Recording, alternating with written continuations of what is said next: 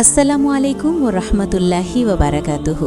প্রিয় ভাই ও বোনেরা, আজকের এই ভিডিওটা হয়তো আপনার জীবনের সেই প্রশ্নের উত্তর দিতে চলেছে যেই প্রশ্নটা আপনি কাউকে বলেননি, কিন্তু রাতের অন্ধকারে আল্লাহর কাছে চোখের পানিতে ভিজিয়ে রেখেছেন। আপনি কি কখনো ভেবেছেন হঠাৎ করে একজন মানুষ আপনার জীবনে কেন এলো? কেন তার সাথে দেখা হওয়ার পর আপনার হৃদয়ের ভেতরে অদ্ভুত এক অনুভূতি তৈরি হলো? কেন তার কথা ভাবলে আপনার ঈমান, আপনার দোয়া, আপনার আল্লাহর সাথে সম্পর্ক বদলে যেতে শুরু করলো? আপনি হয়তো ভাবছেন, এটা কি কাকতালীয়, নাকি এটা আল্লাহর পক্ষ থেকে পাঠানো কেউ? কোরআনে আল্লাহ তাআলা বলেন, তিনি তোমাদের সবাইকে এক আত্মা থেকেই সৃষ্টি করেছেন। প্রিয় মানুষ যাকে আল্লাহ আপনার জীবনে পাঠান, তার সাথে মিল শুধু কথাই নয়, মিল ঘটে আত্মায়, দোয়ায়, কষ্টে আর তাকদীরে। অনেক সময় সেই মানুষটা আসে আপনার জীবনের সবচেয়ে দুর্বল সময়, যখন আপনি ভেঙে পড়েছেন, যখন আপনি দোয়ার শক্তি ছাড়া আর কিছুই জানেন না। রাসূলুল্লাহ সাল্লাল্লাহু আলাইহি ওয়াসাল্লাম বলেছেন, আত্মাগুলো সৈন্যবাহিনীর মতো, যেগুলো একে অপরকে চেনে, তারা কাছে আসে। আজকের এই ভিডিওতে আমি আপনাকে বলবো, আল্লাহ যাকে আপনার জীবনে পাঠান, তার সাথে ঘটে যাওয়া সেই অদ্ভুত চারটি মিল, যা কাকতালীয় নয়, বরং আল্লাহর পক্ষ থেকে একটা স্পষ্ট ইশারা। কথা দিচ্ছি, শেষ পর্যন্ত শুনলে আপনি আপনার জীবনের অনেক প্রশ্নের উত্তর পেয়ে যাবেন। আর ভিডিও শুরু করার আগে যদি আপনি চান এই ধরনের ঈমান জাগানো কথা আরও বেশি মানুষের কাছে পৌঁছাক, তাহলে এখনই একটি করে লাইক দিন। আজকের টার্গেট 1000 লাইক। আপনার একটিমাত্র লাইক হয়তো কাউকে আল্লাহর দিকে ফিরিয়ে আনতে পারে। চলুন শুরু করি আল্লাহর উপর ভরসা রেখে। নাম্বার 1, দোয়ার সাথে অদ্ভুত মিল। প্রিয় ভাই ও বোনেরা, আল্লাহ যাকে আপনার জীবনে পাঠান, তার সাথে প্রথম যে অদ্ভুত মিলটি ঘটে তা হলো দোয়ার মিল। আপনি হয়তো কখনো কারো নাম ধরে দোয়া করেননি, কখনো স্পষ্ট করে বলেননি, হে আল্লাহ, আমাকে এই মানুষটাকেই দাও। কিন্তু আশ্চর্যের বিষয় হলো, আপনার হৃদয় যে জিনিসটা চেয়েছে, যে বৈশিষ্ট্যগুলো আপনি কাঁদতে কাঁদতে আল্লাহর কাছে বলেছেন, ঠিক সেগুলোই আপনি তার ভেতরে খুঁজে পান। কোরআনে আল্লাহ তাআলা বলেন, ওয়াকালা রাব্বুকুম উদউনি আস্তাজিব লাকুম। তোমরা আমাকে ডাকো, আমি তোমাদের ডাকে সাড়া দেব। সূরা গাফের 60। অনেক সময় আপনি দোয়া করেছেন শুধু শান্তির জন্য, হালাল ভালোবাসার জন্য, এমন একজন মানুষের জন্য যার মাধ্যমে আপনি আল্লাহর কাছাকাছি যেতে পারবেন। আর ঠিক তখনই আল্লাহ আপনার জীবনে এমন একজনকে পাঠান যার কথা শুনলে গুনাহ থেকে দূরে যেতে ইচ্ছা করে, যার আচরণ আপনাকে নামাজের দিকে টানে, যার উপস্থিতিতে আপনি আল্লাহকে বেশি স্মরণ করেন। রাসূলুল্লাহ সাল্লাল্লাহু আলাইহি ওয়াসাল্লাম বলেছেন, যে ব্যক্তি আল্লাহর জন্য কিছু ছেড়ে দেয়, আল্লাহ তাকে তার চেয়েও উত্তম কিছু দান করেন। মুসনাদ আহমদ।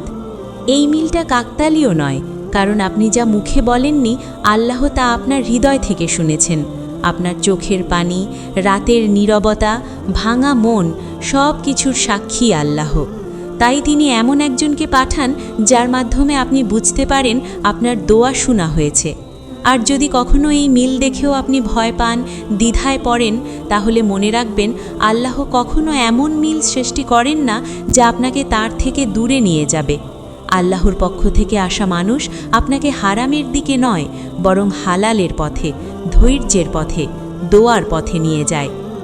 আপনি কি আপনার জীবনে এমন কারো দেখা পেয়েছেন যাকে দেখেই মনে হয়েছে, এ যেন আমার দোয়ার উত্তর?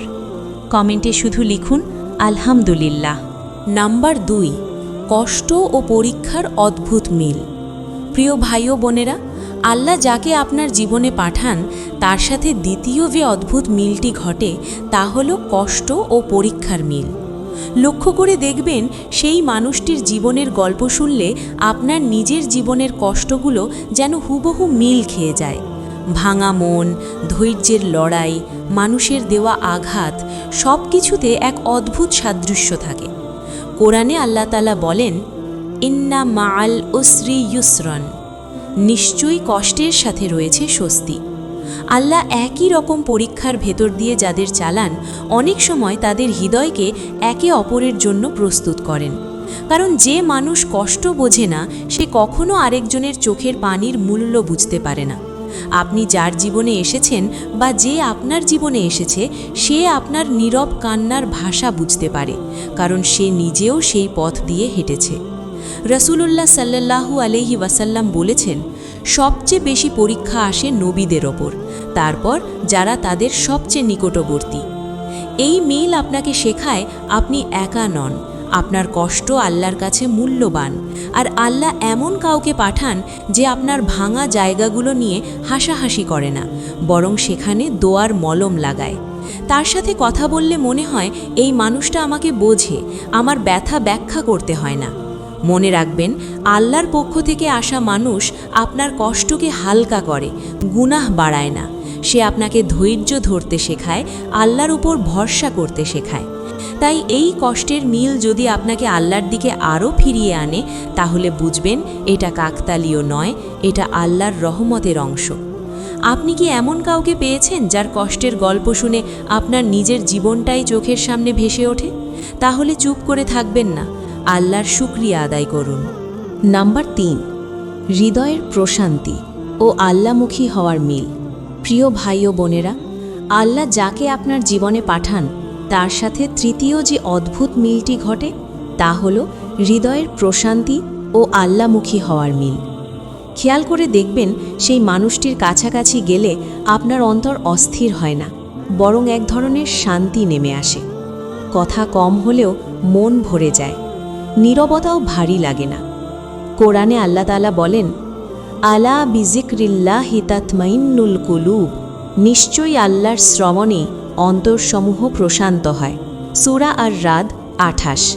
যে মানুষ আল্লাহর পক্ষ থেকে আসে সে নিজে হয়তো নিখুঁত নয়, কিন্তু তার সাথে যুক্ত থাকলে গুনাহের প্রতি টান কমে যায়, ইবাদতের প্রতি আগ্রহ বাড়ে। তার কথা, তার আচরণ, তার নীরবতা সব কিছু আপনাকে মনে করিয়ে দেয় আল্লাহর কথা। আপনি হয়তো আগে নামাজে অলস ছিলেন, কিন্তু তার সাথে পরিচয়ের পর নামাজ ছাড়তে ভয় লাগে। দোয়ার সময় তার জন্যেও হাত উঠে যায়, অথচ সে আপনাকে তা বলতেও বলেনি। রাসূলুল্লাহ সাল্লাল্লাহু আলাইহি ওয়াসাল্লাম বলেছেন, তোমাদের মধ্যে উত্তম সে যাকে দেখলে আল্লাহকে শ্রবণ করা হয়। ইবনে মাজা। এই মিলটা খুব গভীর, কারণ হারাম সম্পর্ক কখনো হৃদয়ে শান্তি আনে না, সেখানে থাকে অস্থিরতা, ভয়, লুকোচুরি। কিন্তু আল্লাহর পক্ষ থেকে পাঠানো মানুষের সাথে সম্পর্ক আপনাকে গোপনে পাপের দিকে নয়, বরং প্রকাশ্যে দোয়ার দিকে টেনে নেয়। আপনি তার জন্য আল্লাহর কাছে ভালো চাইতে শেখেন, তাকে হারামভাবে পাওয়ার চিন্তা নয়, বরং আল্লাহর সিদ্ধান্তের অপেক্ষা করতে শেখেন। যদি কোনো মানুষ আপনার জীবনে এসে আপনাকে আল্লাহর কাছ থেকে দূরে না নিয়ে গিয়ে আরও কাছে নিয়ে যায়, তাহলে বুঝবেন এই মিল কাকতালীয় নয়, এটা আল্লাহর তরফ থেকে আপনার হৃদয়ের জন্য একটি নীরব বার্তা। আপনার জীবনে কি এমন কেউ এসেছে যার কারণে আপনি আল্লাহকে আগের চেয়েও বেশি অনুভব করতে শুরু করেছেন?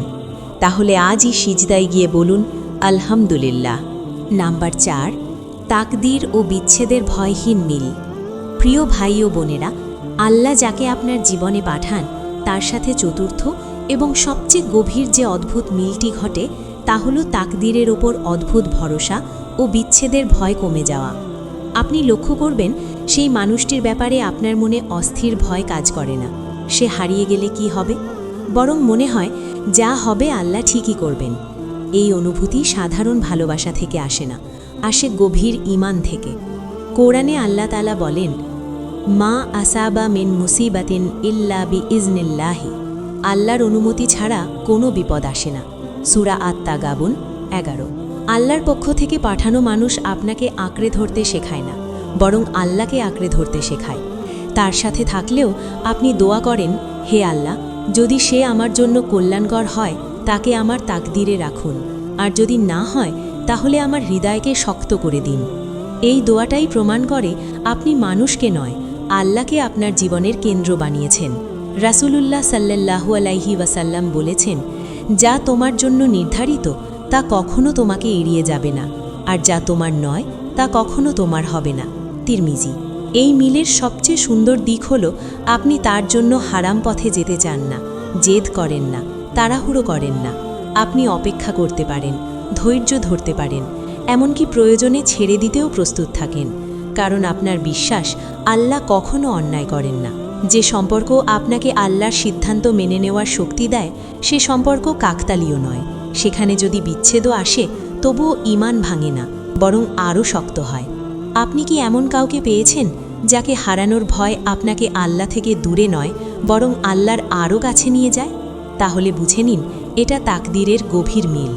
প্রিয় ভাই ও বোনেরা, আজ আমরা যে 4টি মিলের কথা বললাম, দোয়ার মিল, কষ্টের মিল, আল্লাহমুখী হওয়ার মিল এবং তাকদীর মেনে নেওয়ার মিল, এগুলো কোনো কাকতালীয় ঘটনা নয়। এগুলো সেই নিঃশব্দ আলামত যার মাধ্যমে আল্লাহ বুঝিয়ে দেন কোনো মানুষ আপনার জীবনে শুধু হঠাৎ করে আসেনি। মনে রাখবেন, আল্লাহ যাকে পাঠান সে আপনাকে নিজের দাস বানায় না, বরং আল্লাহর দাস হতে সাহায্য করে। সে আপনাকে হারামের পথে টানে না, বরং ধৈর্য, দোয়া আর হালালের পথে দাঁড় করিয়ে দেয়। আর যদি কখনো সেই মানুষটি আপনার জীবনে স্থায়ী নাও হয়, তবুও সে আপনাকে আল্লাহর আরও কাছাকাছি নিয়ে গেছে। এটাই তার সবচেয়ে বড় উদ্দেশ্য।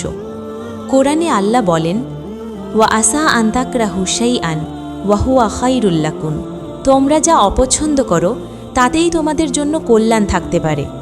সূরা আল বাকারা 216। আজ যদি আপনার হৃদয় কেঁপে ওঠে, চোখ ভিজে যায়, তাহলে বুঝবেন আল্লাহ আপনার সাথে কথা বলছেন। এখন আপনার কাজ একটাই, মানুষকে নয় আল্লাহকে বেছে নেওয়া। এই ভিডিওটা যদি আপনার হৃদয়ে ছুঁয়ে থাকে তাহলে একটি লাইক দিন, কাউকে পাঠান, হয়তো সে মানুষটাও আজ আল্লাহর কোনো বার্তা খুঁজছে। আল্লাহ আমাদের সবাইকে সঠিক বুঝ দান করুন। আমিন।